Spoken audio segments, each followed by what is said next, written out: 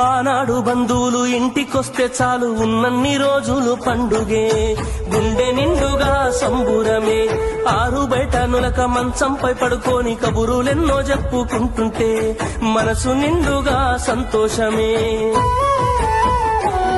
వాళ్ళు తిరిగి ప్రయాణం అవుతుంటే ఇంకో రోజుంటే బాగుండనిపించి ఎక్కే బస్సు వచ్చి వెళ్ళిపోయేదాకా చెప్పులు దాచిన జ్ఞాపకమే. బరువైన గుండెతో బాధపడేది కన్నీళ్లతోనే సాగనంపేది, బరువైన గుండెతో బాధపడేది కన్నీళ్లతోనే సాగనంపేది. ఆనాటి ప్రేమలు ఏమాయరో, బంధాలు బంధుత్వం ఎటువాయరా.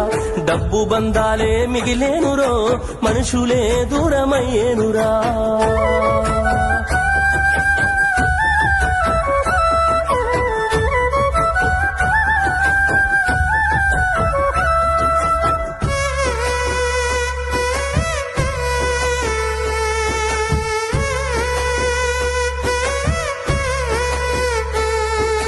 రాను రాను మనిషి కొత్తదనము కోరి స్వార్థముతోనే బతుకుతుండే, విలువలన్నీ నేడు మరిచిపోయే. అయిన వాళ్లతో అనుబంధమంటే మొక్కుబడులుగా మారిపోయే, రక్త సంబంధాల ఉనికి మంట గలిసే. ఒకటే ఊరిలో ఉంటున్నా ఏడాదికోసారి కలుసుడాయే, ధనవంతులుగా కొంత మారిపోతే నిరుపేద బంధువుల మరిసిపోయే. డబ్బున్న వాళ్లకు ఒక తీరు మర్యాద, నిరుపేద బంధువులకింకొక మర్యాద. డబ్బున్న వాళ్లకు ఒక తీరు మర్యాద, నిరుపేద బంధువులకింకొక మర్యాద. ఆనాటి ప్రేమలు ఏమాయరో, బంధాలు బంధుత్వం ఎటువాయరా. ఆనాటి ప్రేమలు ఏమాయరో, బంధాలు బంధుత్వం ఎటువాయరా.